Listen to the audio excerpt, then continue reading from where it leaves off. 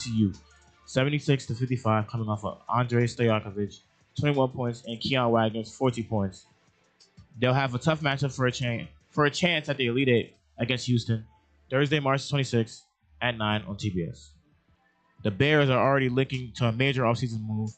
Reports suggesting that Chicago is going to pursue all-pro left tackle Trent Williams to protect Caleb Williams. This comes after an injury concern on the offensive line and signs to win now in 2026. The Cubs are finalizing a massive long-term extension with star Pete Crowe-Armstrong, expecting to land $100 million after his breakout 2025 season. The White Sox are dealing with the offseason drama as franchise legend Frank Thomas is suing the team. And the Bulls remain in evaluation mode, focusing on the NBA draft, really targeting against center. The college prospects like big men in March Madness are closely being monitored as the Bulls go on the road to play the 76ers at 6 on Chicago Sports Town Network. The Blackhawks continue their youth movement as young players are getting better in their bigger roles late in the season. We'll see how that rebuild goes as they play the Islanders 6 p.m. on CHSN. And that has been your SportsTownChicagoUpdate.com, powered by the Illinois Media School. If interested in current media, go to BeyondAir.com.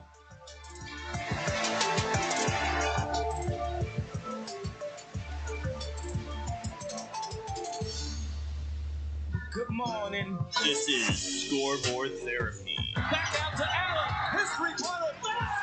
With Josh.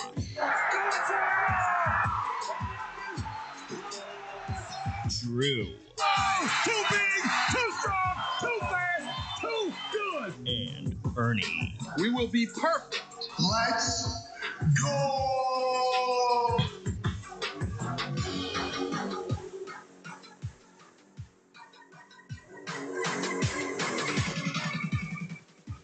PCA, second and third, 2 out. On the 1-2 pitch. Fly to right field. Cagliano's going back at the wall. Goodbye. Not finished yet. Crowe-Armstrong, 3-run shot.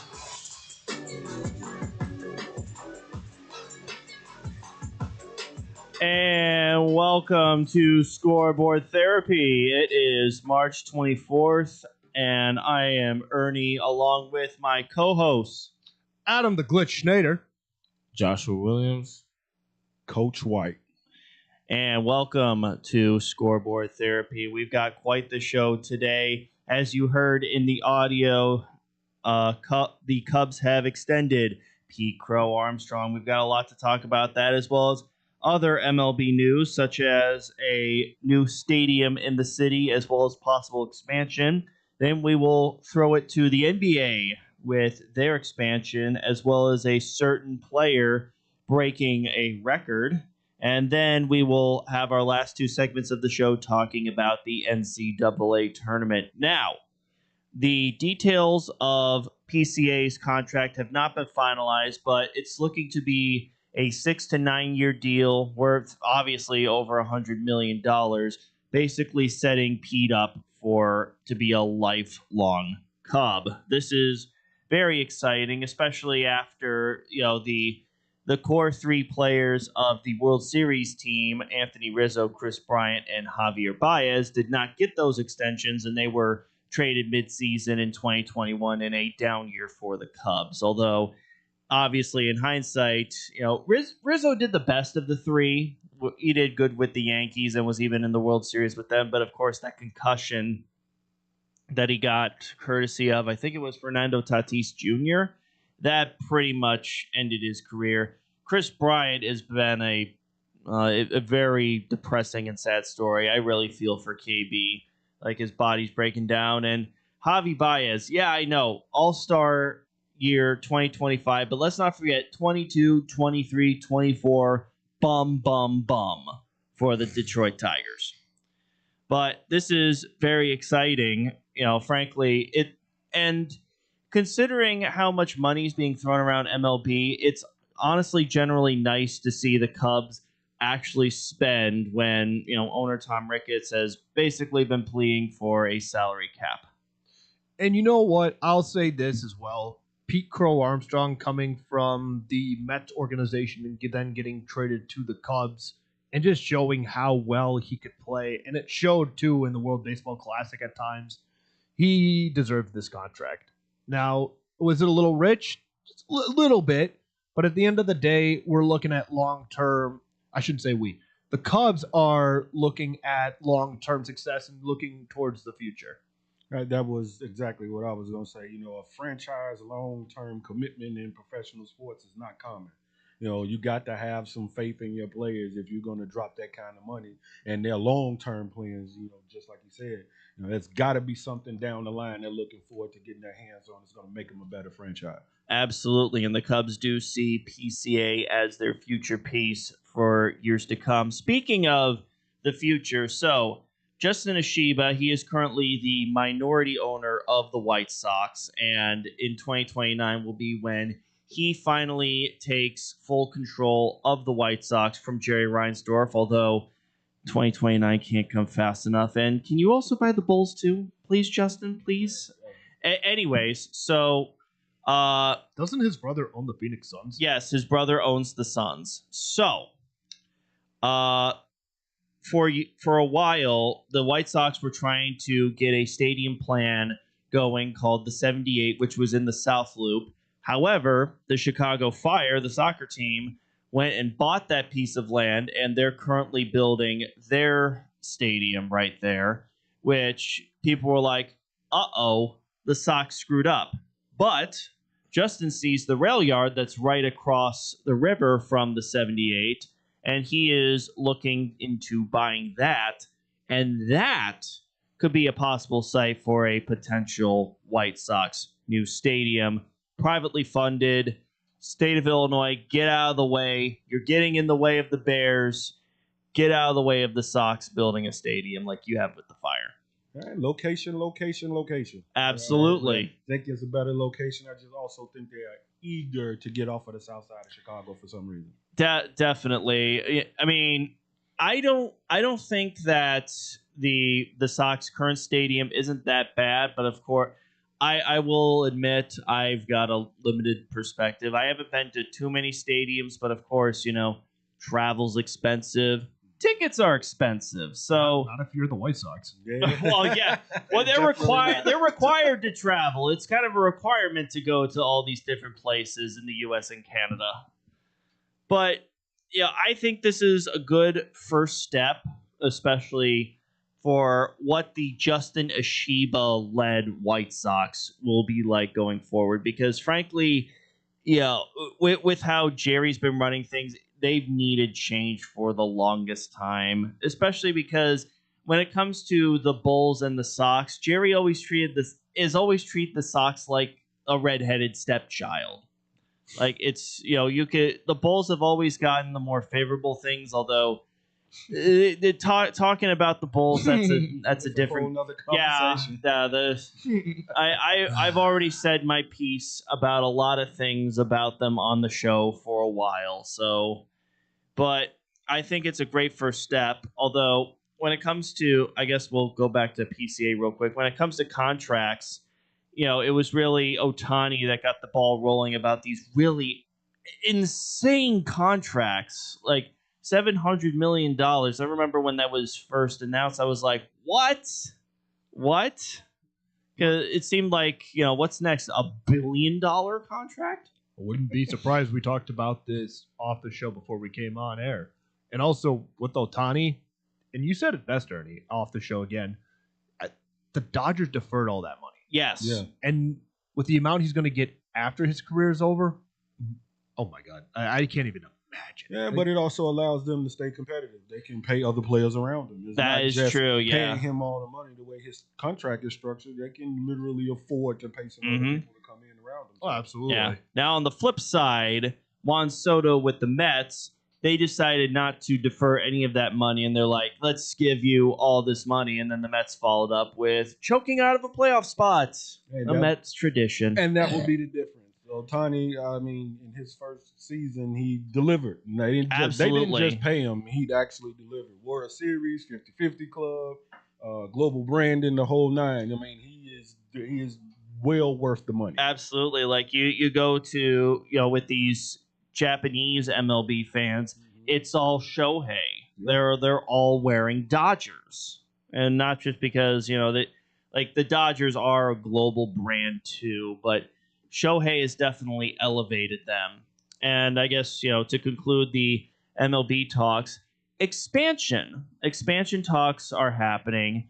And at the forefront of this is Nashville. Nashville's been at for a while, and also a lot of relocation rumors. Like, I remember, like, for 5 minutes, people, when the state of Wisconsin didn't approve some, some improvements to Miller Park, people were like, "Oh, are the Brewers moving to Nashville?" And it's like, it's the stupidest thing. And then people were like, "Oh, the White Sox are moving to Nashville." Why would they? I don't give a crap about. Oh, it's a Cubs town. No self-respecting team would leave a big market for a smaller market. It's dumb. And thankfully, the people behind the Nashville ownership group are like, we don't want a relocated team. We want our own team that we can start, from like grassroots. And of course, people are wondering, who's going to be the second team, and of course, there's going to be division realignment as well. It's a little messy with the divisions right now as it is, I think. Yeah. To an extent. To an extent. I'm not saying like they're completely bad. But when it comes to adding two teams, of course, you're going to need realignment. You're going to have to... At this time, if you were going to add two teams, and I said Nashville and Charlotte, because those are a couple big markets that don't have a baseball team. Yeah. You're going to have to look at it from a bigger perspective and be like, will it be easy... Can it be easier for the players to travel within that particular region of the country? Right, Because yeah. I don't think you want something, just to kind of put it into perspective, with college, you got Sacramento State in the MAC. You don't want something like that, obviously. Right, yeah, that's insane. But that's kind of my point I'm trying to get. No, I do understand what you're saying. And of course, it's like, how much demand is there? Like, with Charlotte, I can understand, especially since, they've got the Charlotte Knights there in minor league baseball, and outside of Charlotte, but still in the state, the Durham Bulls. They're a world. Everyone knows the Durham Bulls, especially if you ever watch the movie Bull Durham, which I highly recommend you do.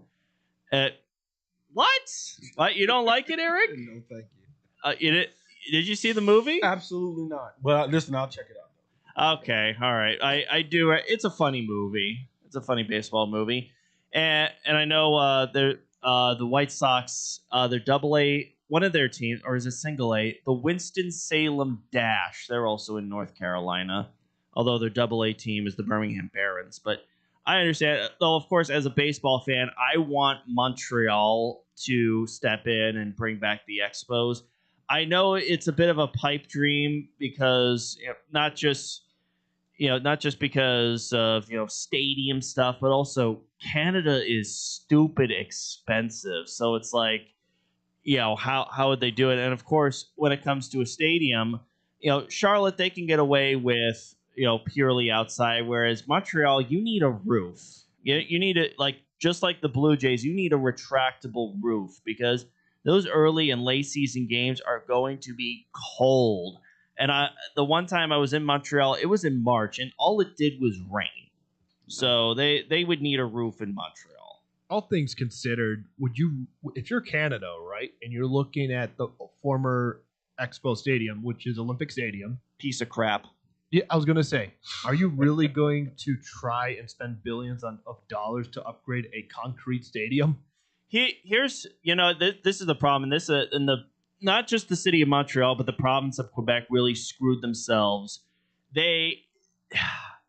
Olympic Stadium is such an albatross that it costs more to tear the thing down than it would cost to keep upgrading it, which it blows my mind. Now, I've only taken some economics classes, but at some point in time, they got to be like, you know what? We'll swallow the cost. We'll knock this pile of crap down.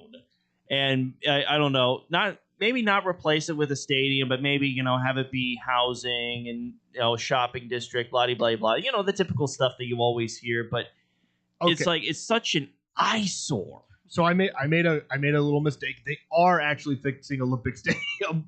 So it's $870 million, and they're fixing. Is that in Canadian or American? How much would it cost to build a new stadium? A lot. Yeah, if we're looking at nowadays, a great amount of money. It would probably be around the same amount, if I'm perfectly honest, and that's on the cheap side. Well, there's a couple things that go into it. Depends on the sport you're doing, because when it comes to NFL, those stadiums are probably one of the more expensive ones. NHL is a little bit on the cheaper side, but you also got to consider the economy depending on the country you're in. Okay. Yeah, the other downside with Olympic Stadium is so when Rogers Center was built for the Blue Jays, that was built with the Blue Jays and the Argos from the CFL, so it was a dual use stadium. Although Rogers Center has been modified so much that it's just purely baseball, whereas Olympic Stadium, that was meant for the Expos and the Alouettes, and it's obviously still looks like one of those old school multi-purpose things that all got torn down, and Oakland Coliseum's rotting like it already was. Old school Roman Coliseum. Oh yeah. The bowl kind of build. Yeah, concrete donuts. And now with the Olympics coming up, it feels like, now you guys give a darn about it. Like, are you guys? Because from what I heard, there were rumors. I'm not gonna really get into that, but they might fix not Olympic Stadium. Was it the old Oakland Coliseum? I have heard that. I've also heard cricket being thrown in there for Oakland Coliseum. I know, but it's cricket. But it's cricket is very international, so I understand. The USA has a cricket team. I do understand, what I'm saying. Yeah. Although, respectfully to cricket, they deserve a new venue and not a rotting carcass like the Oakland Coliseum. True. Now, of course, on the talk of expansion, the NBA is actually voting on expansion today, and we've got plenty of thoughts on that. On top of this vet breaking a scoring record and more GOAT conversation, and you'll hear that and more here on Scoreboard Therapy. Sunday, May 8th, Chief Mother Like Royalty, board and Odyssey Cruise. Experience a lavish Mother's Day brunch for an early dinner cruise, spectacular views of the Chicago skyline, library entertainment, great food and fun. But hurry, our Mother's Day cruise is selling out fast. For information on Mother's Day and other cruising events, go to odysseycruise.com or 866-305-2469. Create lasting memories and celebrate Mother's Day special Mother's Day cruise on Odyssey Cruise, 866-305-2469 or odysseycruises.com. Odyssey Cruise, Sunday, May 8th. Treat mom like royalty aboard an Odyssey Cruise. Experience a lavish Mother's Day brunch or early dinner cruise with spectacular views of the Chicago skyline, lively entertainment, great food and fun. But hurry, our Mother's Day cruises are selling out fast. For information on Mother's Day and other cruises and events, go to odysseycruises.com or 866-305-2469. Create lasting memories and celebrate mom with a special Mother's Day cruise on a Odyssey Cruise. Odyssey Cruises, 866-305-2469 or odysseycruises.com. Looking for a great bargain? Want to find cool collectibles? Need to get fresh fruit and vegetables for your family? Come on down to Scoreboard. New great locations. 42nd and Ashton in Chicago, West Park, Ashton, with 100 of indoor and outdoor vendors selling clothes, tools, electronics, and much, much more. Have stuff for sale? Become a Swap-O-Rama vendor and turn your hidden treasure into cash. Visit their website for market days, hours, and vendor information. Go to swap-o-rama.com. Swap-O-Rama, first name in the flea markets. Looking for a great bargain? Want to find cool collectibles? Need to get fresh fruit and vegetables for the family? Come on down to Swap-O-Rama. 3 great locations, 42nd and Ashland in Chicago, Melrose Park, and Alsip, with hundreds of indoor and outdoor vendors selling clothing, tools, electronics, and much, much more. Holy cow! Have stuff for sale? Become a Swap-O-Rama vendor and turn your hidden treasure into cash. Visit their website for market days, hours, and vendor information. Go to swap-o-rama.com. Swap-O-Rama, the first name in flea markets. It's the summer of coffee at Dunkin' Donuts. To reach peak summer mode, you need your summer coffee. Like a smooth new s'mores frozen Dunkin' coffee, a refreshing butter pecan iced coffee, or a sweet coconut cream pie cold brew. What could be better than an iced or frozen coffee on a hot summer day? Nothing! Dunkin' Donuts has all your favorite flavors this summer. So, come enjoy the summer of coffee. And keep cool out there, kids. America runs on Dunkin'. Price of participation may vary. Limited time. Breakfast ends at 10:30? Not at Melrose Grill! Located at the intersection of 23rd and North Avenue in Melrose Park. Stop in and enjoy savory burgers, tiny melted steaks for breakfast, and fluffy omelets or pancakes and crispy hash browns for dinner. Feeling lucky? Enjoy the convenience of virtual gaming while you wait. Open 6 a.m. to 2 a.m. Monday to Saturday for your late night ventures, and 6 a.m. to 6 p.m. on Sundays. Head to Melrose Park and visit Melrose Grill.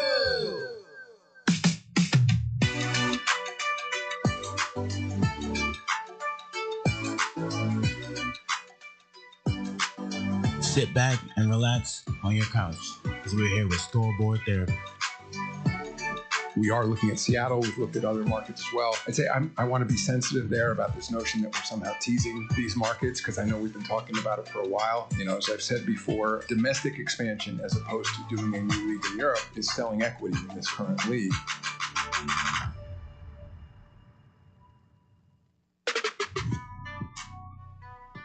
And welcome back to Scoreboard Therapy. As you just heard, there is expansion voting going on today for the NBA for Las Vegas and Seattle. Very exciting times.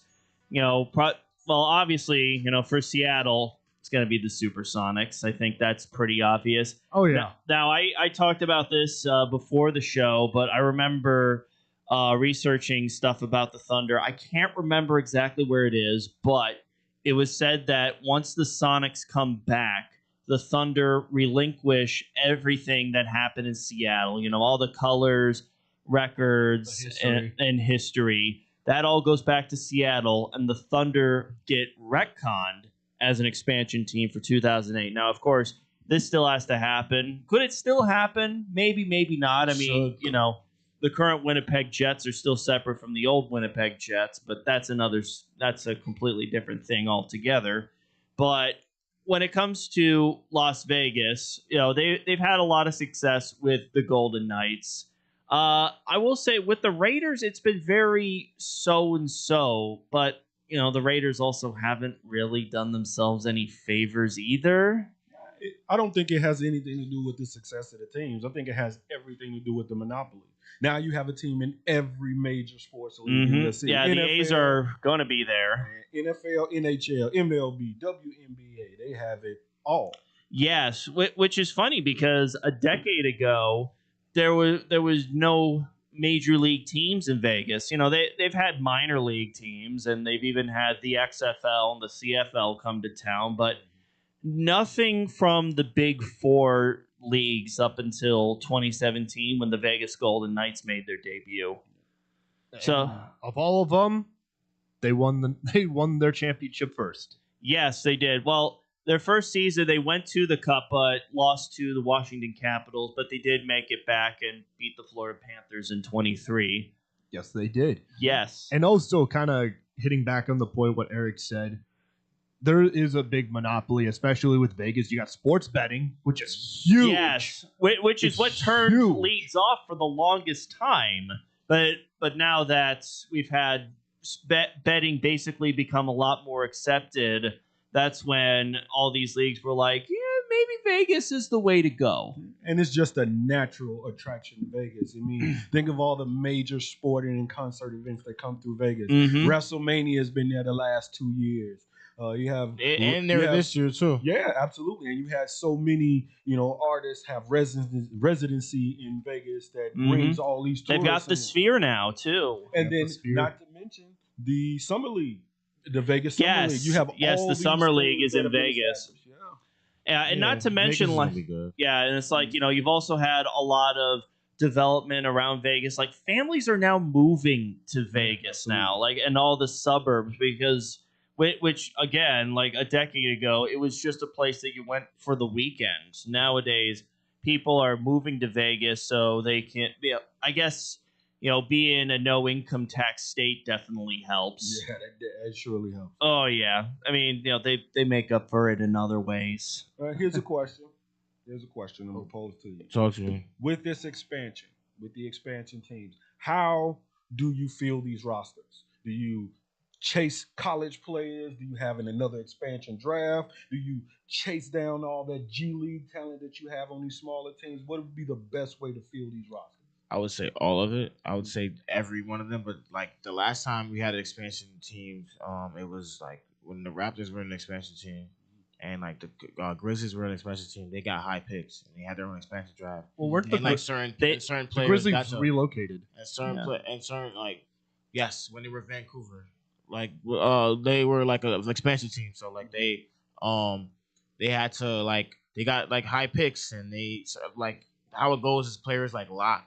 Like certain teams lock players and other players aren't locked, so they start doing drafts and they get high draft picks. So sometimes college doesn't matter, but it's kind of weird because I would think if in terms of college, like if college was to matter, a lot of players don't want to play for expansion teams because they're new and they're bad. Like for example, when Steve Francis was young, when Steve Francis came out of college and he got drafted by the Vancouver Grizzlies, you could see the look on his face. He did not want to play there, and he advocated to not play there, and then got traded to the Rockets. So it's kind of like immediately. So it's kind of like there's certain situations where you could go for it. Some players would love to do that, but I feel like nowadays, especially with social media, imagine like you doing your greatness and you get drafted by an expansion team. It's kind of just like, oh.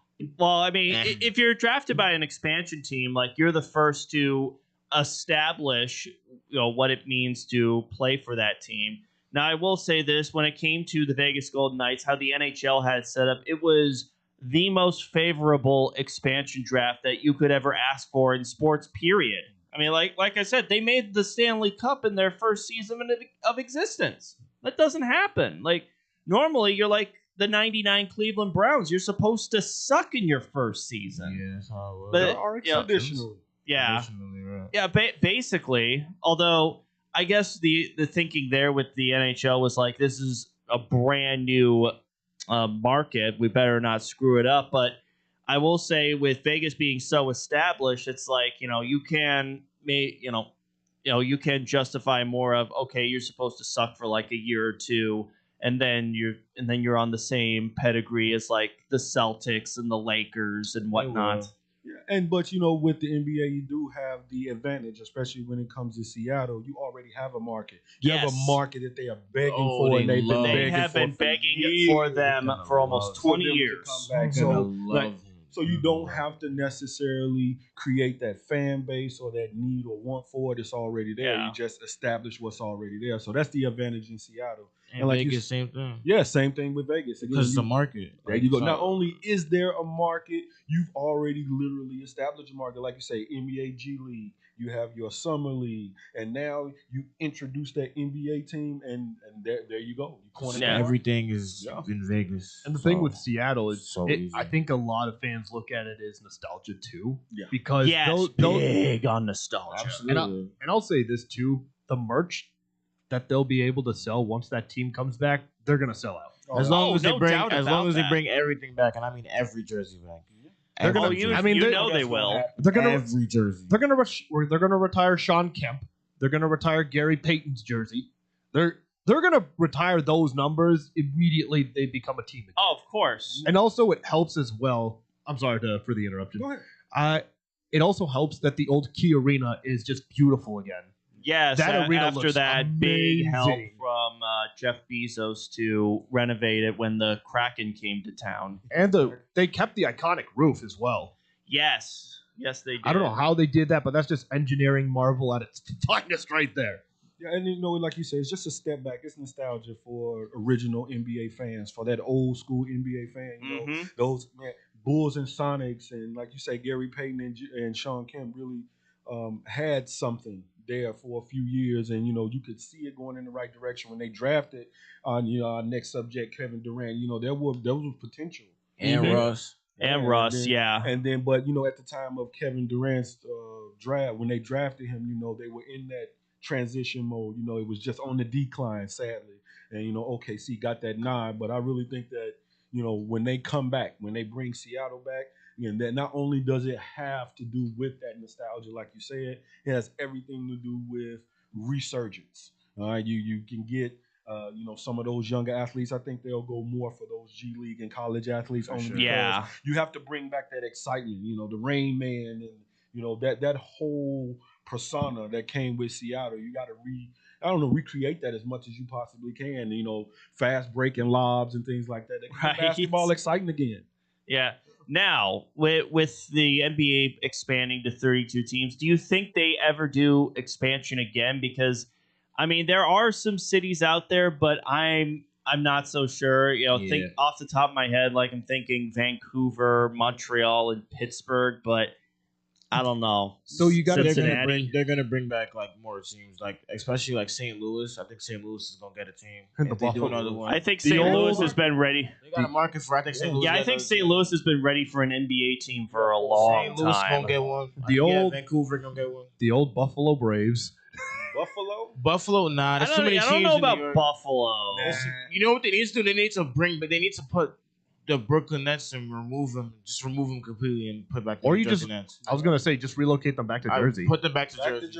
Jersey, the Jersey. Not only was the Jersey teams better, their uniforms, everything about Jersey was just The better old for the Nets logo was really cool. It was so beautiful. It was beautiful. So, And the thing, What about those uniforms? Those sky blue uniforms? yeah, like the sky blue was so cloud good. looking uniforms. The acid wash ones. Let me tell you, man, I mean, between them and Charlotte, those were the two teams that kind of Charlotte, shook up bro. the uniform thing. You know, they had the pinstripes back in the Yeah, day. and then they went to the Charlotte, Bobcats, and that was horrible. That was one of the more horrible ones they did. Yeah, those were some really pretty bad. But awful I did like the jerseys. orange though. The orange and white was Orange was smooth. nice. when it Orange comes and to white was smooth. when it comes to expansion, there's a few things you're gonna have to look at. One, is the market stable? 2, is there fan interest?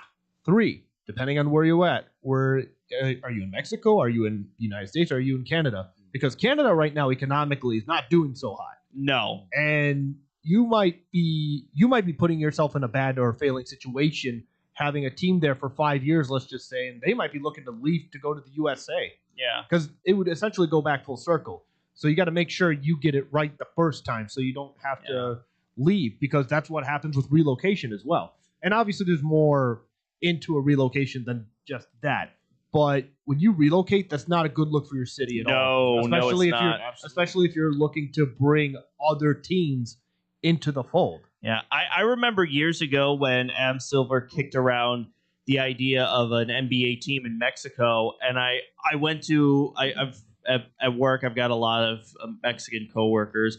I brought it up to them, and they laughed. They're like, "Why would the NBA come to Mexico? We're a soccer country. You know, why are we bringing basketball?" It's just, you know, it definitely seemed like maybe tone deaf, maybe just like you know him reaching too much, because we've got yes, the Raptors worked in Canada, but the Grizzlies unfortunately were a flop and they moved to Memphis. So Memphis has their own issues as well, and they I'm not saying they're bad team. Well, they're kind of they're bad. They're bad. horrible. They're cheeks. They're little cheeks. I keep hearing a lot of potentially the Grizzlies going to Nashville.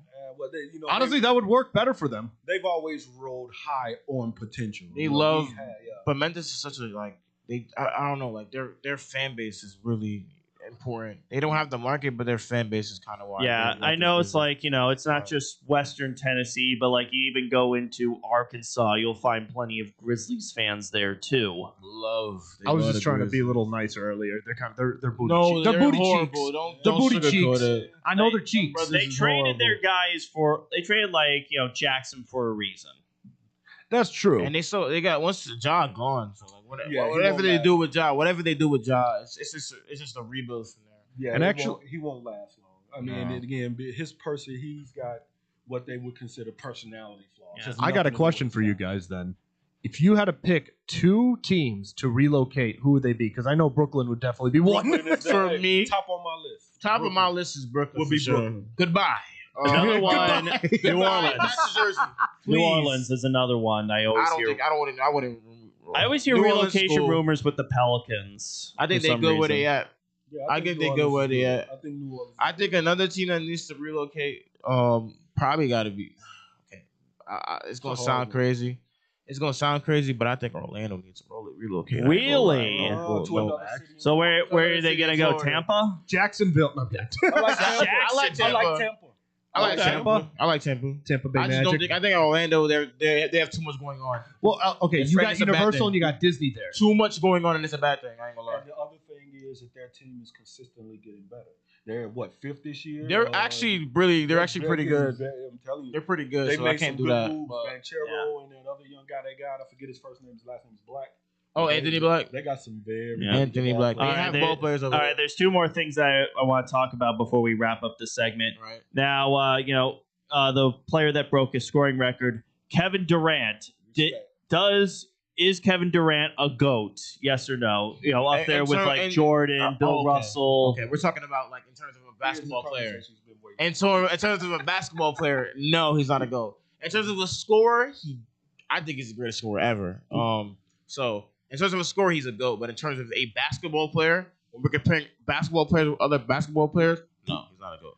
Okay. I think that's where the conversation turns to. Statistically, there are a few people that you can have in that conversation due to their consistency and efficiency. KD is definitely one of them.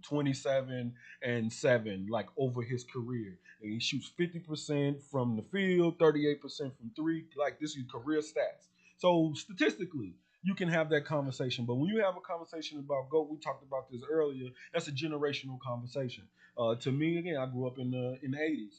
Jordan is my GOAT no matter what you do. 90s and 2000s, they grew up idolizing a player like LeBron. And, you can refute his stats all you want to or talk about how he is now, but it's impressive what he's done. And that's who they've latched on to. Again, early 70s. Who's the GOAT then? You can talk about Julius Erving, the person that Michael Jordan That was bad. Idolized, right? So you just have to think about that GOAT conversation being a generational conversation. And I don't think KD belongs in it, but passing Michael Jordan is impressive. That's what's up. Impressive. And he's going to pass Kobe. He's going to pass Kobe. Yeah. By the end of the year, I think he's gonna. But I think by the end of the season, that's where he's got his pass it. sights on. Yeah, absolutely. Yeah, for sure. He's gonna get there, man. And please knock Karl Malone off that list because I really dislike him. Yeah. Oh, there's reasons. There's reasons. I think everybody dislikes the brother, and there's reasons beyond basketball why we hate Karl Malone. Yes, Karl Malone. And he should love and thank. They should have an asterisk of John Stockton on his scoring list. You take out John Stockton's assist. You take out his assist. The brother is. Oh my God, he's like he's like lower than Tobias Harris. I agree. All right. Oh my God.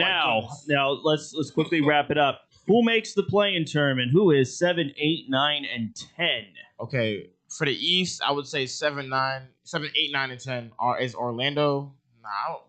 Orlando, Miami, Hawks, and I would go Charlotte. Okay.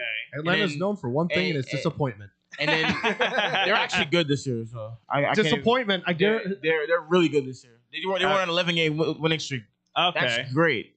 All right, Eric. And then West. Go ahead, Eric. I mean, I agree with that list completely. That seems right in the East. If you want to go West, I got Suns, Warriors, Clippers, Trailblazers, and Trailblazers. Those are my 4. Wait a minute, where's Sacramento in that conversation? How do I tell you, bro? They're like I think Sacramento's they're like 13. lined up for the How do I toilet tell bowl. you, They fell off since the last time I've seen bro? them. They made the playoffs for the first time since 2006 and 2023. 17-year drought. They lose the game. They took the Warriors to 7 games.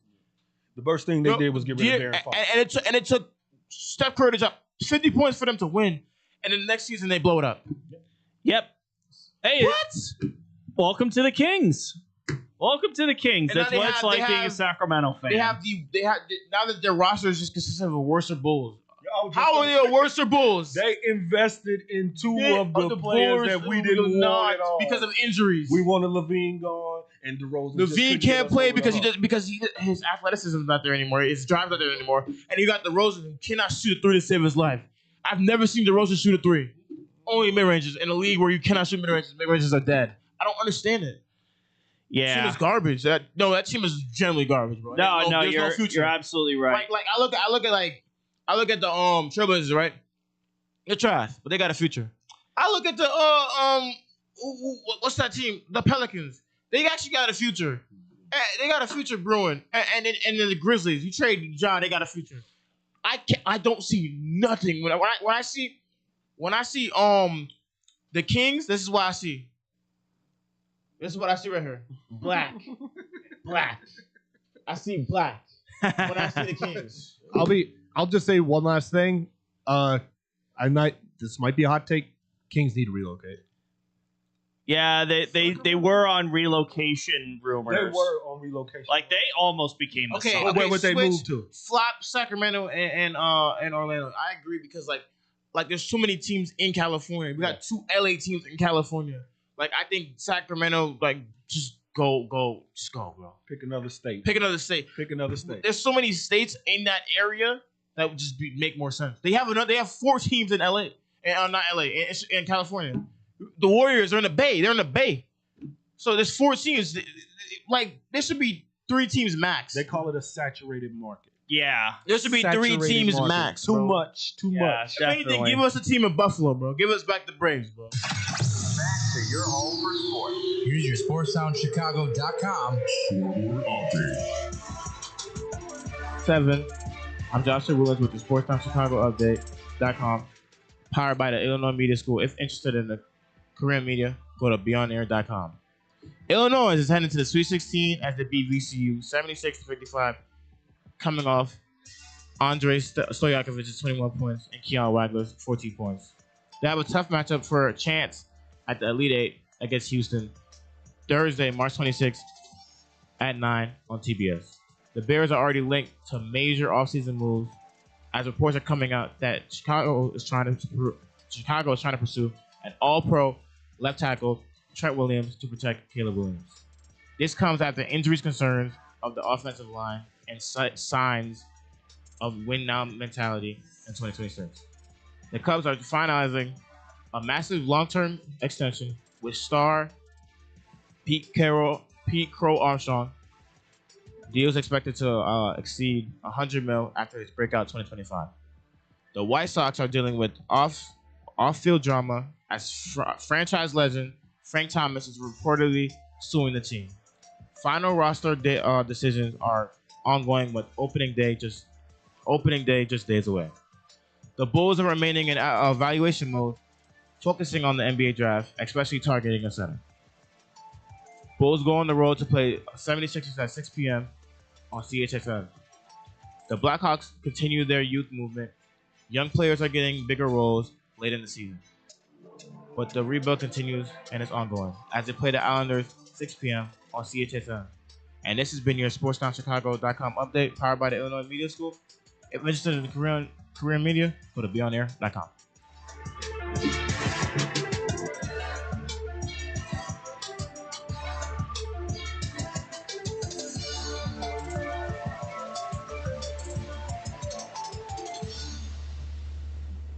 Did you know that Club New in Aurora is the ultimate entertainment complex? Monday nights! It's free football and darts in the sports bar. Touchdown Chicago! Tuesday night is league night. Join the pool or dart teams. Wednesday night is ladies' night at Club New. All ladies get in free. Gentlemen pay a $5 cover after 9 p.m. All right. Thursday night starts the weekend off right with college flashback night. Low price drinks, retro music, and an awesome buffet. This is a tasty burger. Friday and Saturday night. It's the hottest dance club in the suburbs. Club New Nightclub and Sports Bar is located at 2121 New York Street in Aurora. Big Apple Bagels at the corner of Jefferson and Essington says, get fresh with us. Stop in for 3 free bagels. Just mention you heard it on the radio. Big Apple Bagels says, sample the Oreo cookie bagels or Oreo cookie cream cheese as well as delicious pumpkin cream cheese. Try Brewster's Gourmet Coffee.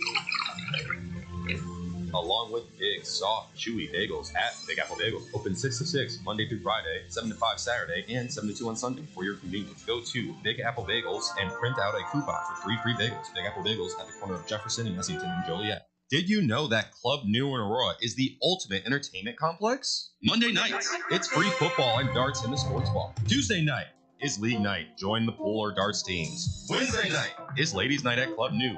All ladies get in free. Gentlemen pay $5 cover after 9 p.m.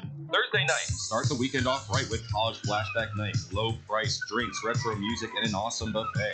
Friday and Saturday night, it's the hottest dance club in the suburbs. Club New Nightclub and Sports Bar is located at 2121 New York Street in Aurora. Hi, When car dealers fight for your business, you win! AutoJudo.com makes car buying fun by letting dealers compete for your business live! Real-time AutoJudo fights are the fast and easy new way to get multiple dealers' best offers on any car you want! It's free and anonymous! Only the dealer you select as the winner of your AutoJudo fight receives your contact info! And you're never obligated to buy, so test drive your best deals now at AutoJudo.com! Dealers fight, you save!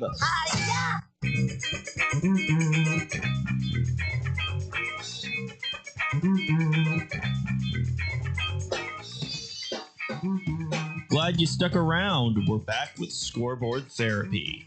And here we go. 8.9 to play. Sturge with the catch. Sturge about to pass in the corner. Bulgaris for three. Whoa! Oh! 9 to play. Florida's got no timeouts. Iowa takes the lead by 1.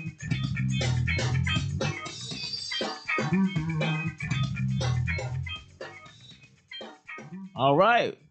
It's a new face here, but welcome to Scoreboard Therapy. Hi, Josh. Hello. My name is Josh Williams. I will be driving the show now.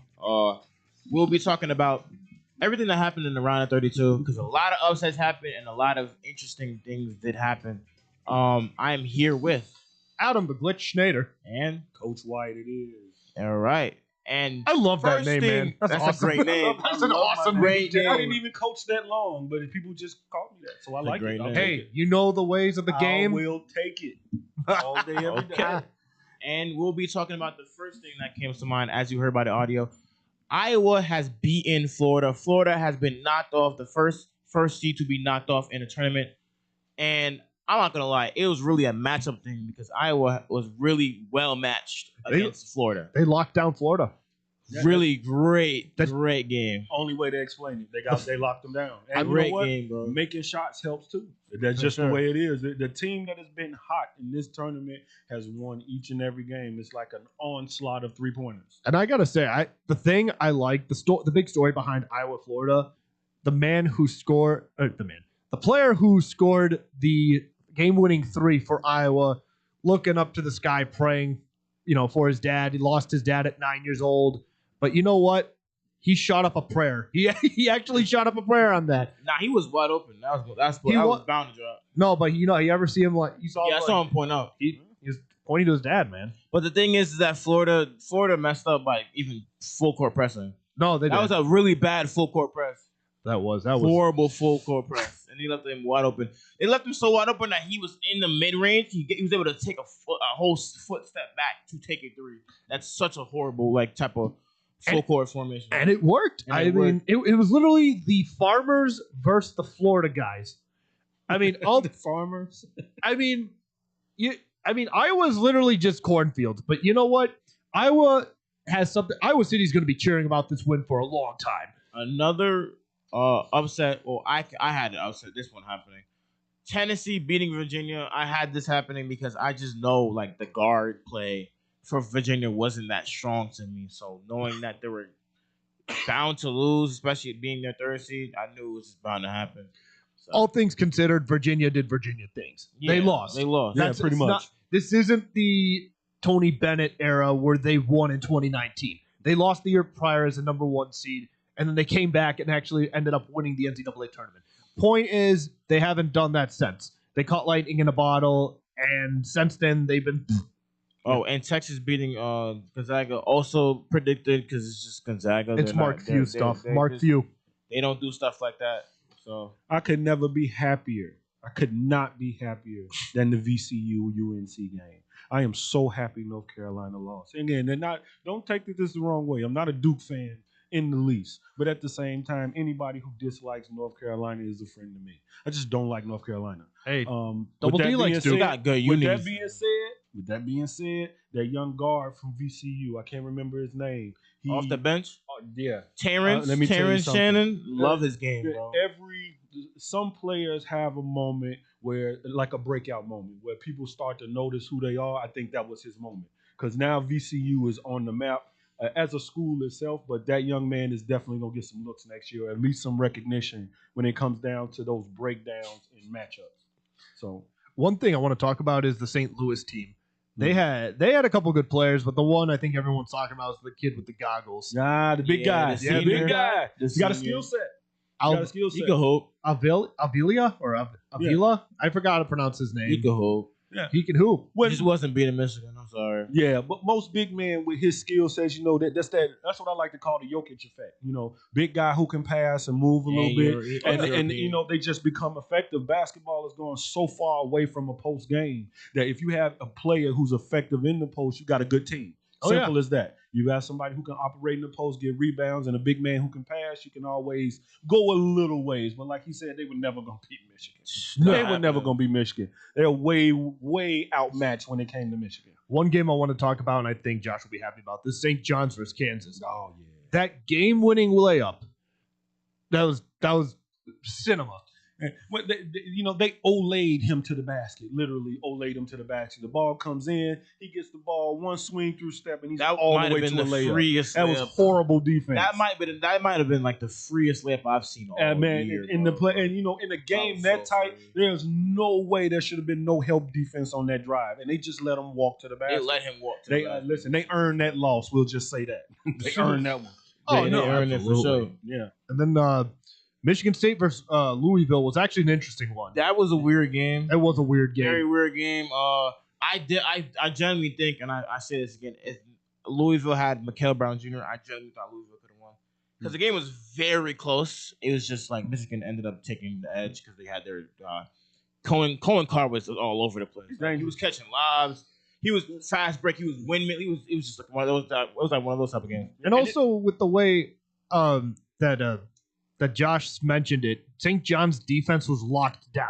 Bro. They locked down Kansas. Bro, we had them at 10 turnovers at the half. Bro, like at halftime they had 10 turnovers. Well, I mean that's what gave you the win right here. Like I genuinely think like if we pressure Caden and Boozer, bro, we can win this game. Absolutely, 100%. And I was gonna also mention that, kind of adding on to your point right there. If you end up beating Duke, going to the final. Well, I would think so. That's but also going into the Final Four, you guys have a rather relatively easier path. I wouldn't say an easy one because you got to go against UConn I think Michigan can beat UConn. It would just be Michigan in the Elite Eight, and we're going to see how that works. Tom Izzo always has a plan. He always has a plan. He has a plan. But Dan Hurley also has a plan, brother. So that's going to be a matchup of coaching right there. Yeah, no, absolutely. Coaching matchup right there. I'm excited to see that. And speaking, going on with Michigan and UConn, we got the Sweet 16 coming up on Thursday. We got the Sweet 16 coming up on Saturday as well. We're going to look at the first matchup, Duke and St. John's, as we've mentioned before. Duke is number one overall. They're highly anticipated to win the national title, as well as Michigan. St. John's is on a roll here, going to their first Sweet 16 since 1999. 99. And this is where their road ends. Duke. I'm sorry. I mean, just Duke is the more dominant team. I don't see any matchups that work out for St. John's in this game. The one way I could see St. John's beating Duke, and I agree, I don't know if they'll win, but if they do win, that defense is pretty good. Yeah. They can lock down the opponents. They can go 5-on-5 with opponents, especially with the Boozer twins. Mm-hmm. That'll be a huge component to this game, as well as their center. Yeah, their center's massive. Maybe not like 7'8", but like he gets his hands on stuff. Exactly. Zuby he gets his hands on stuff. Zuby, yeah, Zuby was Biggie's defensive player of the year. And the thing is, this will kind of determine who will potentially win the national title. If Duke loses, that changes a lot. Then you got Arizona and Michigan would be Michigan got a free road. I mean, like they do got a free roads I've seen in a little minute. Yeah, Michigan. I wouldn't say walk into a championship, but there's not a team in front of them that they can't beat. I'm talking about not only just beat, but beat convincingly if they come out and play the way Michigan plays. Absolutely, and I think St. John's. I mean, they obviously made the right choice hiring Rick Pitino in his history. Won 2 national titles with 2 different teams, and now he's doing wonders with St. John's. Now moving on to our next game here, Michigan State and UConn. This is an interesting game. I'm looking forward to watching because they lost. Michigan State. They've been going up like slowly but surely, but UConn, they've lost some talents, especially ever since the back-to-back national title years. So it'll be interesting to see what Dan Hurley has up his sleeve against Izzo and vice versa with Izzo on Hurley. I actually have Michigan State winning this game by 7 points. Michigan State is right now playing their best basketball. Oh, absolutely. They specialize in runs. And if you watch a Michigan State game, they don't have lapses necessarily, but they have almost like calming moments where they're kind of sifting out what the other team does, and then Carr gets a dunk, the excitement goes on, and then it's just a run. I remember one game they had 4 straight dunks in a row. Yep. Like it was just they go on runs, and it's scary because you never know where it's coming from. If you turn your back, it's going over your head. If you don't double in the right sense or you don't get out on shooters, they make shots. And especially, I apologize for the interruption. They are very good at making runs. No, absolutely. At the end of the day, Michigan State, if you don't pay attention to some of those players, they're going to go off. Absolutely. And those players can, do some damage against UConn. UConn, too. Their center is, I believe, the last player from the 23-24 years of the back-to-back championship runs, but he's also a fantastic player. So don't sleep on any of them.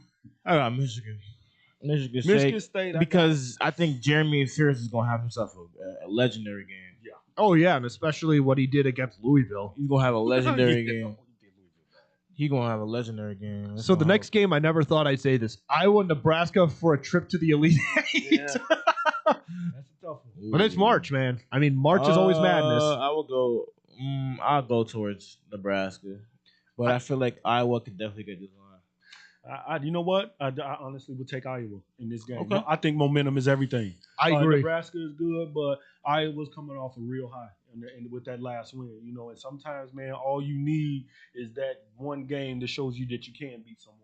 Absolutely. And sometimes, teams take that and ride that all the way to the end. They won't. I really don't think they will get far because I just think at some point my team to take it all, Illinois is just going to kind of take over. The Fighting Illini. I just see them. I see them running through Michigan State, and honestly, I got an Illinois-Michigan championship game with Illinois winning.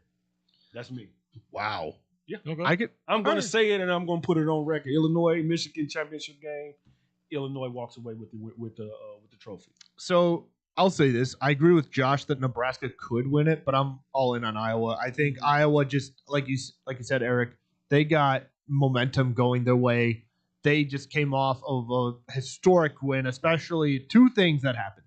They beat a number 1 seed in the round of 32, and this is their first time since 1999 that they made it this far into the March Madness tournament. Mm-hmm. Iowa has a lot going for them. Nebraska barely beat Vanderbilt, a number 5 seed, barely by 2 points, and that was an interesting game. Now we got to see how Nebraska does against the number 9 Iowa, who's that momentum, the pendulum swinging their way, and we'll have to see what they do. But yeah, Iowa, Nebraska, I see Iowa. Now the game that you're excited for, Eric, Illinois versus Houston Cougars. Illinois versus Houston, that's it. Mm-hmm. The hot team wins. Simple as that. I got Houston. Any team goes cold, it is going to be bad on the other side. That's just the way it is. Houston has a tendency of going cold a lot, but their defense kind of makes up for it. And on the other side, Illinois is not as strong as they should be defensively. They cannot stop a soul. Yeah. So if they don't hit shots, it's over with. I generally think they're gonna lose bad. If their they don't guard hit play shots. has to be strong. They have to hit shots on the block. They're just outmatched on the block. Absolutely. Yep. They gotta hit. If they don't hit shots, it's over with. Generally they're gonna lose by like 20, bro. Like they have to score because they cannot play defense. Houston can play defense, so I got Houston. The gap is going to be big if one team goes cold. I agree with that. I got Houston. And I'll say this. Houston, defensively, they're great. But again, I agree with Josh here. If they don't – oh, no, that's Illinois. Excuse me.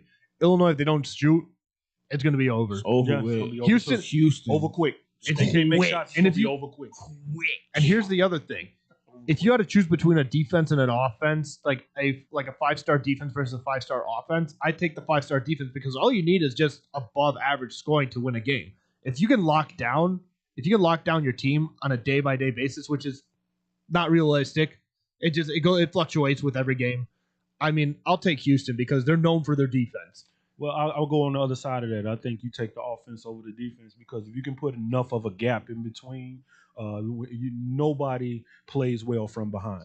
And if you can put up, a 10 to 15 point gap, your defense really doesn't matter. I mean, you can get stops, but if you can get a stop and then I can put up, 6 points behind that stop, then the defense doesn't matter at all. Those leads will chip away, Absolutely. especially if, let's just say, your team can't score 3-pointers, but you're like the best at scoring 2s. That'll chip away little by little. But then time is on your hands. Time goes, then your back is against the wall. You don't have time for long possessions. You got to get the ball out and get it out fast. So. I personally would take the defense only because you could chip a lead down, especially with a team who can, if you're especially like mediocre with scoring 3s, or you can kind of get 2s every once in a while. That's not going to do you well later on. Yeah, makes sense. So moving on here, Tennessee and Iowa State. I got Iowa State. I got Iowa State on this one. Oh man, they've been playing without Joshua Jefferson for so long that I feel like maybe it could catch up to them, especially considering how good Tennessee guards are this year. But I would lean a little bit towards Iowa State, but I definitely can see a route of Tennessee getting this one. Yeah, I'm with you with Tennessee. I got Tennessee in that game too. It's gonna be a close match, but I really think the guard play from Tennessee is gonna get them over the hump. Oh yeah, and I mean, this is going to be an interesting game. This will kind of I think some of this will determine who will lose in the Elite Eight. Mm-hmm. I mean, I don't see a route where if, talking about the next game, just only real quick, Bama versus Michigan. I mean, Alabama's probably not going to do well. We're going to lose. Yeah. I'll pray for Bama.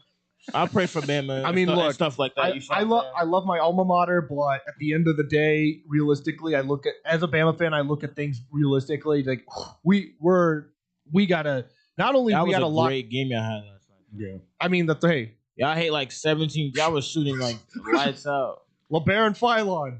Yeah, they shots got out like uphill battle against Michigan though, and again for Tennessee and Iowa State, whoever wins that game, sadly for them, they run into Michigan. That's pretty much the it. road. Well, look, celebrate that victory, but you're running into a monster after that. So unless somehow by the miracle of God, like Iowa State or Tennessee just beats them, then they might be the favorites to win it. I mean, some people have Iowa State in their Final Four, which I don't understand it. Yeah, I don't understand that either. That's you. Hey, that's listen, you, they call that personal preference. Personal preference, brother.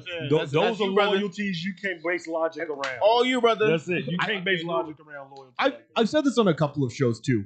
Alabama, their ceiling is the Sweet 16. I have said that before. He has said that most of the times. And the thing with us is like we could shoot 3s, but our defense is very shaky. Like Texas, we beat the crap out of Texas. I shouldn't say we. I was not. No, you know what? I was the backup bench warmer. No, I'm kidding. Nah, you was there, bro. I was there. Cheering on. I wasn't here the other day because I was there. Another reason why I got Michigan is because Alabama hasn't played anybody like too strong like no, Texas I agree. Tech, like they don't have JT topping, and then bro, they the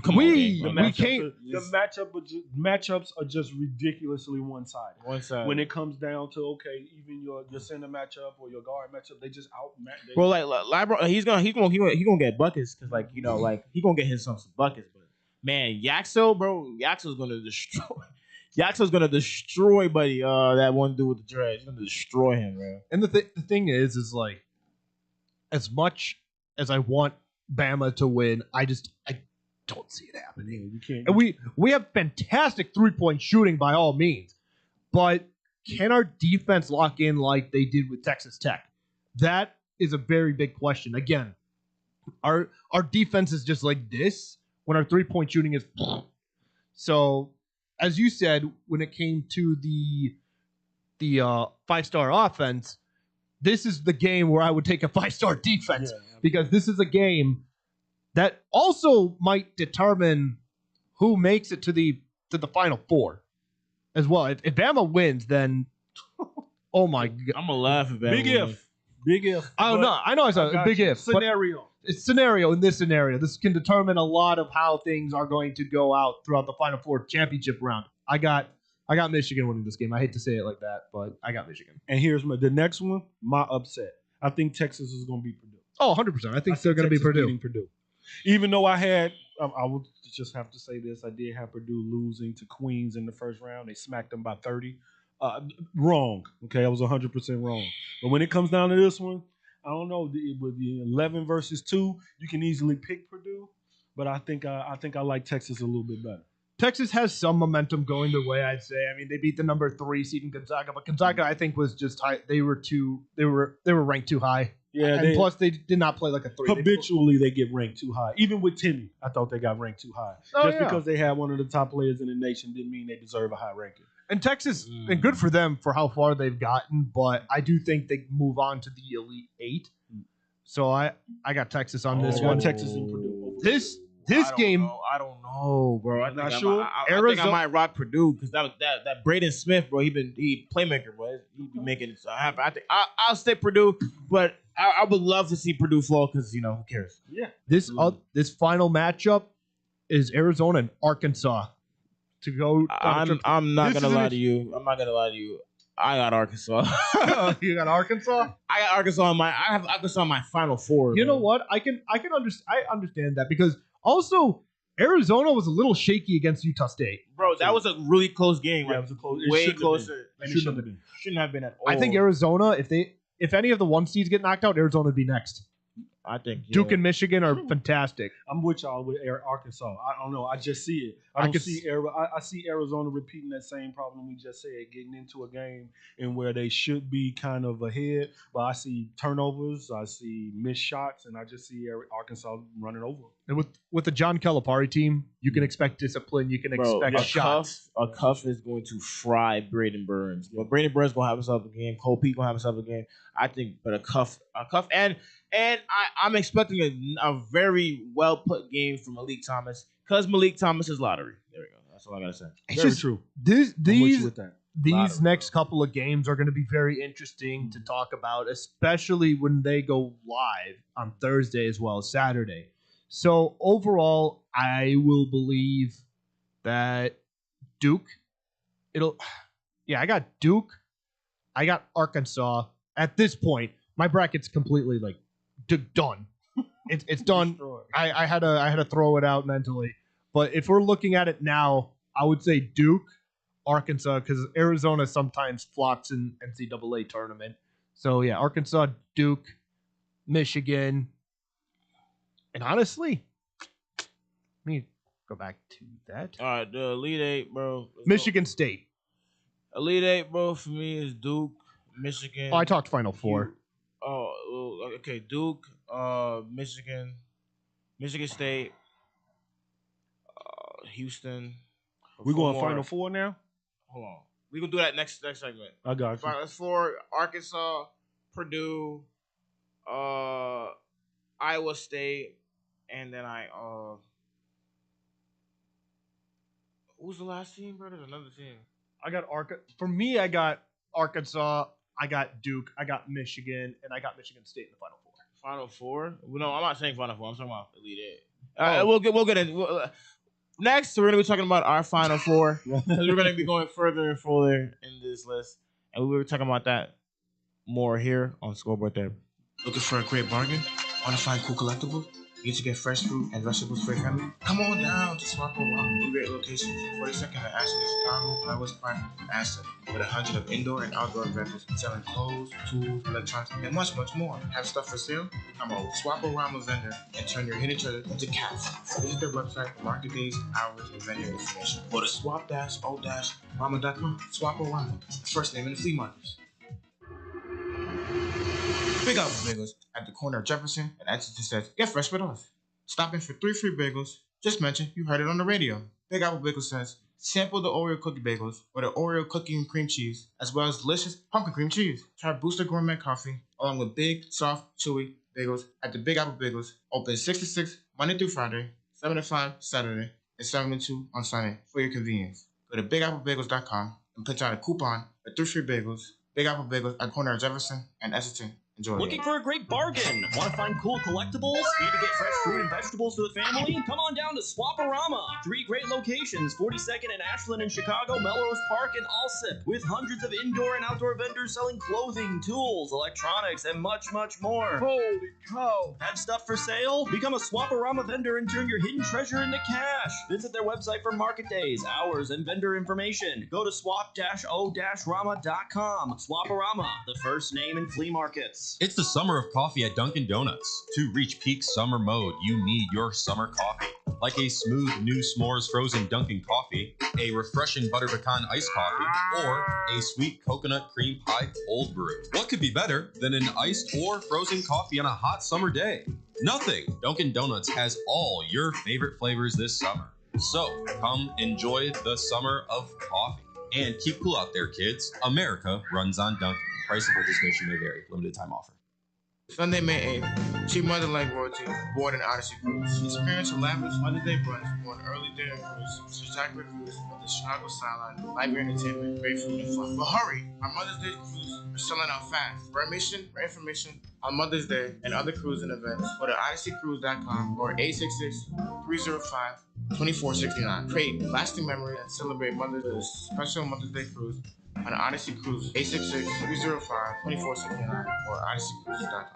Odyssey Cruise, Sunday, May 8th. Treat mom like royalty aboard an Odyssey Cruise. Experience a lavish Mother's Day brunch or early dinner cruise with spectacular views of the Chicago skyline, lively entertainment, great food and fun. But hurry, our Mother's Day cruises are selling out fast. For information on Mother's Day and other cruises and events, go to odysseycruises.com or 866-305-2469. Create lasting memories and celebrate mom with a special Mother's Day cruise on a Odyssey Cruise. Odyssey Cruises, 866-305-2469 or odysseycruises.com.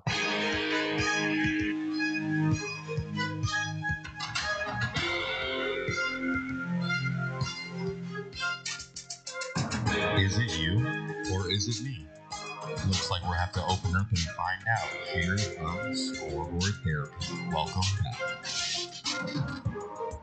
That Duke game, though, against St. John's, that is the ultimate rock fight. Because if you watch St. John's yesterday, first of all, have you ever watched a game with more air balls in your life? You ever watched a game where they couldn't get the ball in bounds? My concern for Duke is simple. Like, Caden Ruiz is playing great. They don't have a back on the point guard. So you're playing against that pressure. You're playing against that size, that athleticism, the Dylan Mitchells, the Zubis, the physicality. So when you take Caden out or if he gets in foul trouble, who's running your offense? Who are you running your offense through?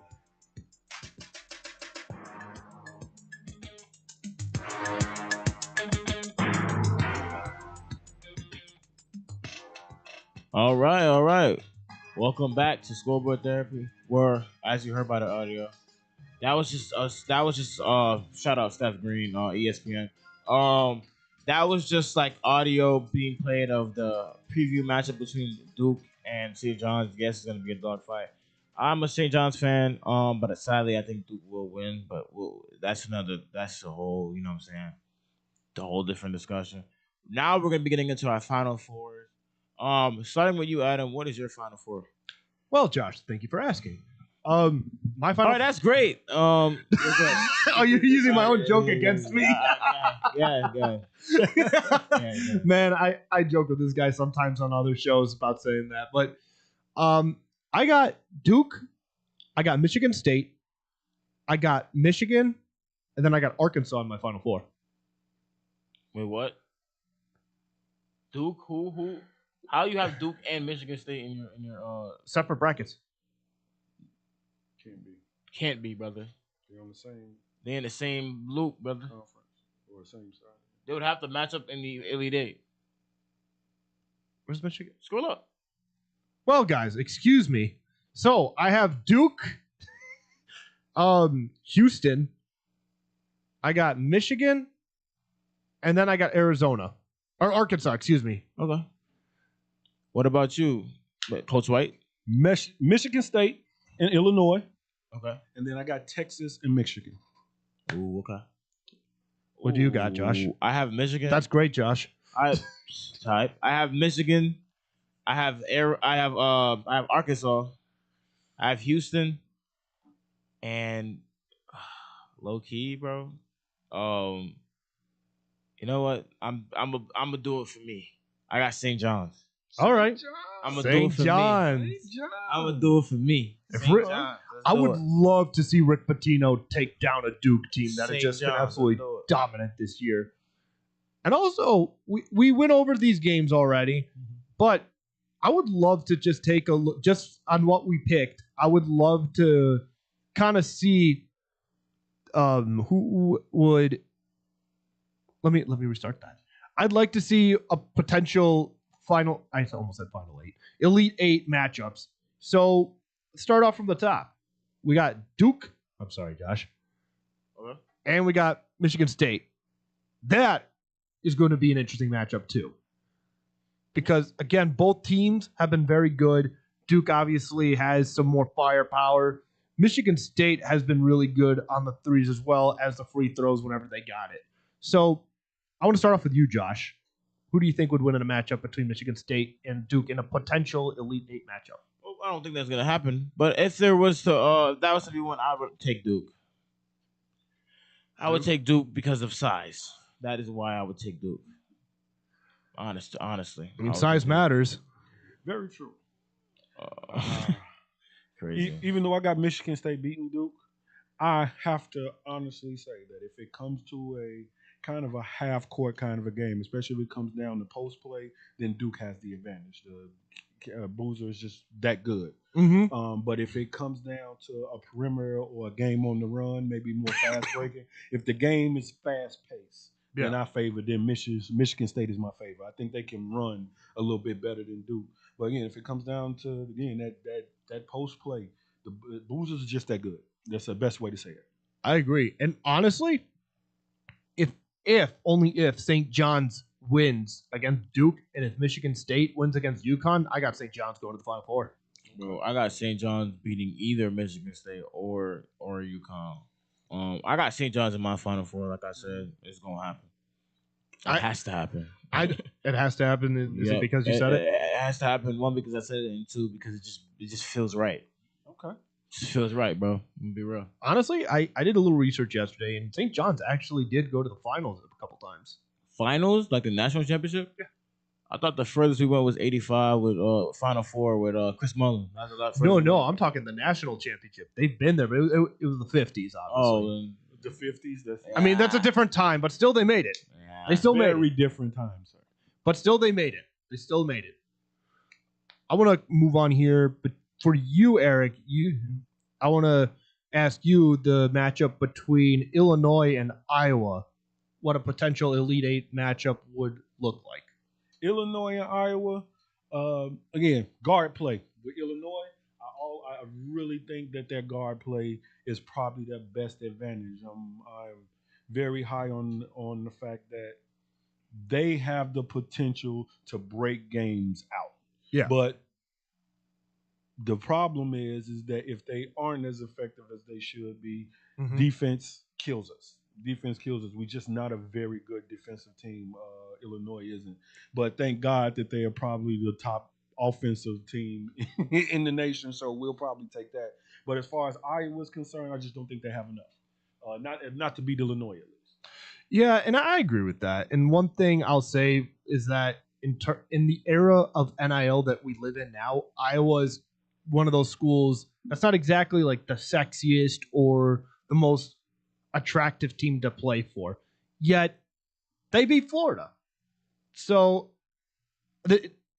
through all that, I still think, yeah, I got Illinois winning this one. Yeah, I think maybe they expended way too much energy to beat Florida. I think they sometimes when you knock off a team like that, playing that hard, again, you reach that kind of, you hit that peak.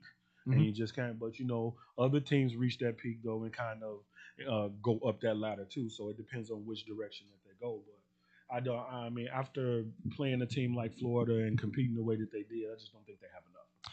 Yeah, and Josh, you picked Houston versus Nebraska, which I think that'd be an interesting matchup, all things considered, because that would be the furthest Nebraska has made it ever in the NCAA tournament, winning their first win against Troy.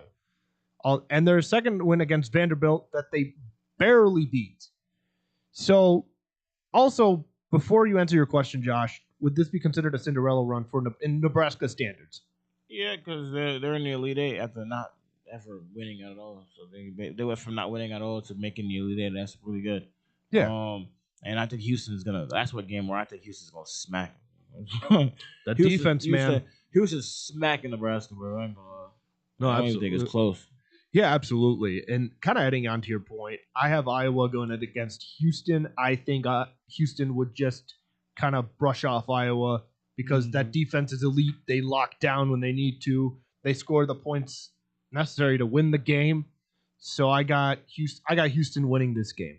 Okay. Now, kind of, moving on here to the Midwest bracket, Iowa State for me and Michigan. I mean, again, Tennessee and Iowa State are kind of playing for their death, essentially, out of the tournament. So I got Michigan and Iowa State. As solid as Iowa State is, I think they'll put up a fight for a little bit, and I think Michigan is just going to take it away. I mean, the Fab 10 is just... all the players on Michigan have just been solid this year. Starters, bench players, they've all had their roles. They've all have played a game to where, again, as mentioned before, that team all around is just so solid, they might just walk through the tournament. And usually I don't say that with just confidence, but they might just walk through the tournament to an extent. So I got Michigan just molly-whopping Iowa State. Eric? Michigan. I got Michigan State. I'm sorry. I believe in Michigan State. I really do. I mean, for some reason, I just like watching the tournament. It's hard to watch every single game, but I've caught Michigan State's games, and just to watch them operate, man. They're patient, they're consistent, and they're very disciplined. So absolutely, those things come into play. And then in the era of basketball now, again, if a team can run.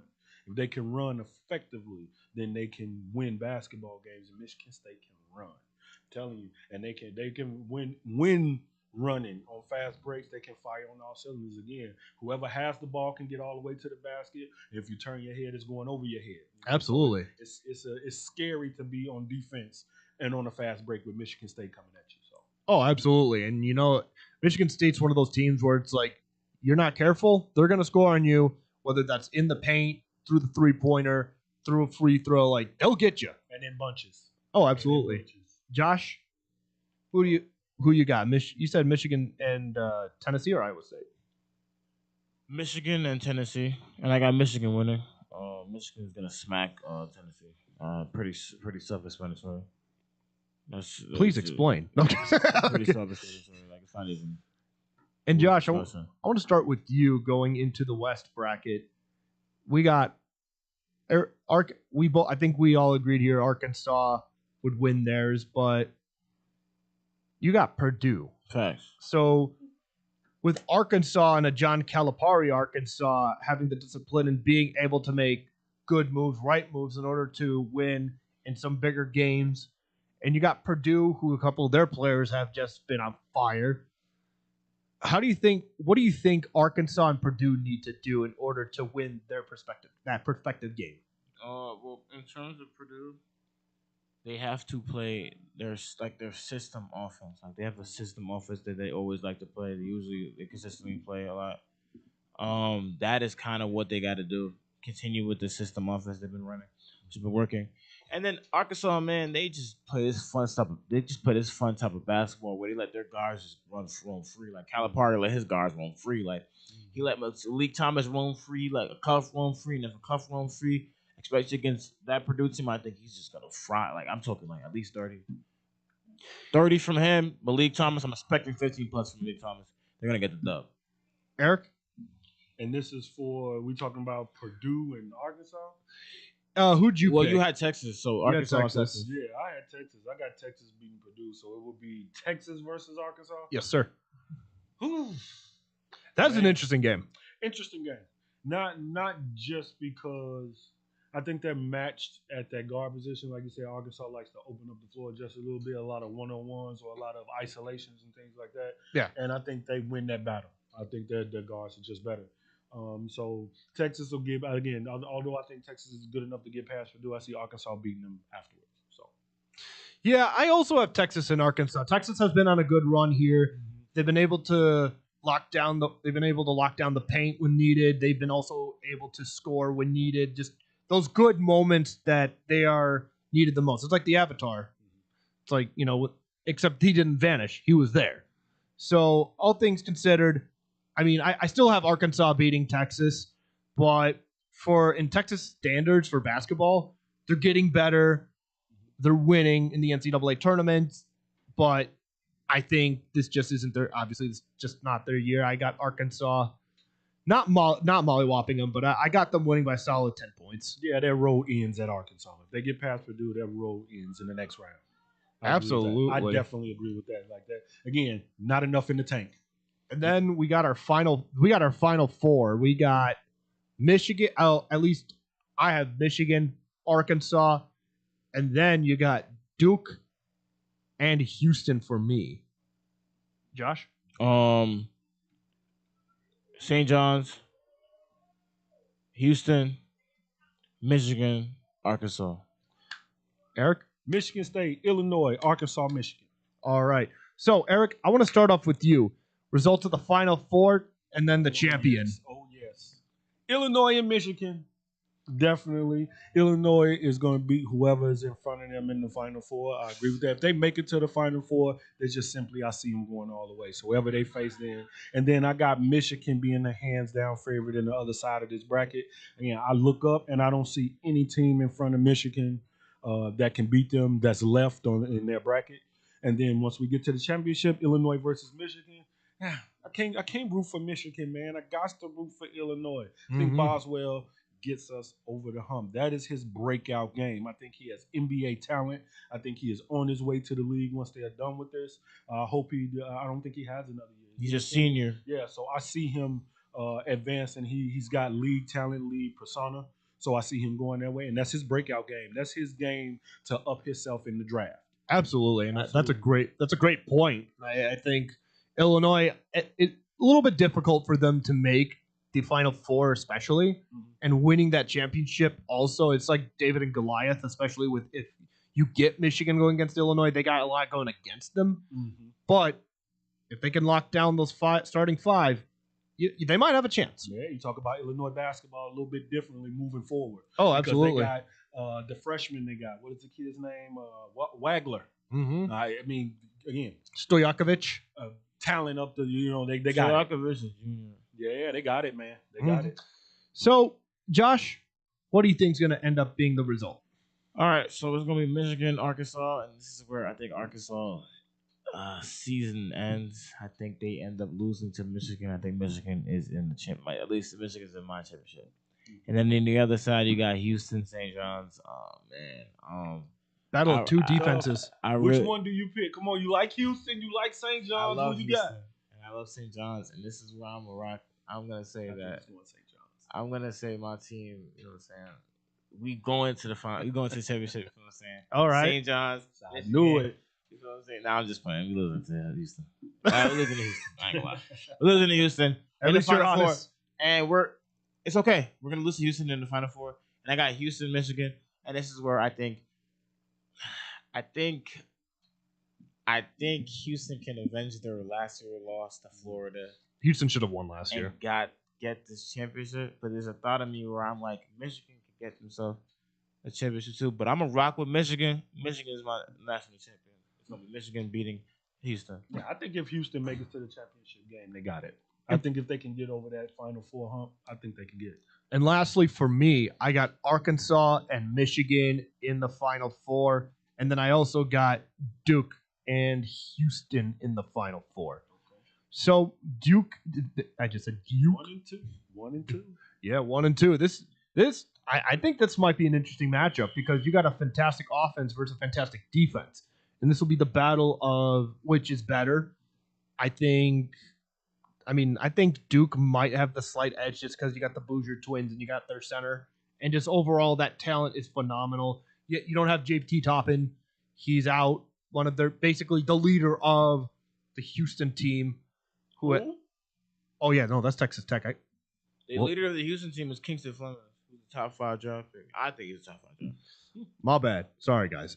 But Houston's defense, I think they get outscored, not by much, but I think you got like a 7 to 9 point win for Duke. And for them, that's not obviously a blowout, but that's still not an easy win. It's going to be an ugly fight. And I have Duke going up against Michigan.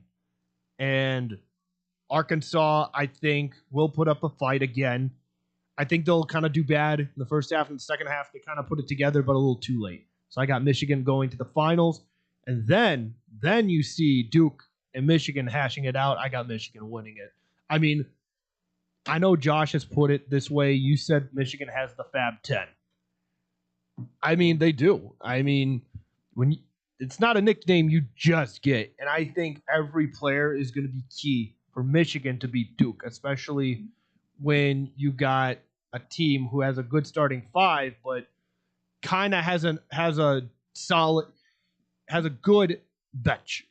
And I think when you have a good bench versus a phenomenal bench and a phenomenal starting lineup, you got Michigan winning in that aspect. Yeah, so I got Michigan as the champion. I think we all can agree that Michigan kind of steamrolls themselves into the championship. It's just who do they face? Yeah. And depending on who they face, the game could either be interesting or it could be like a real battle.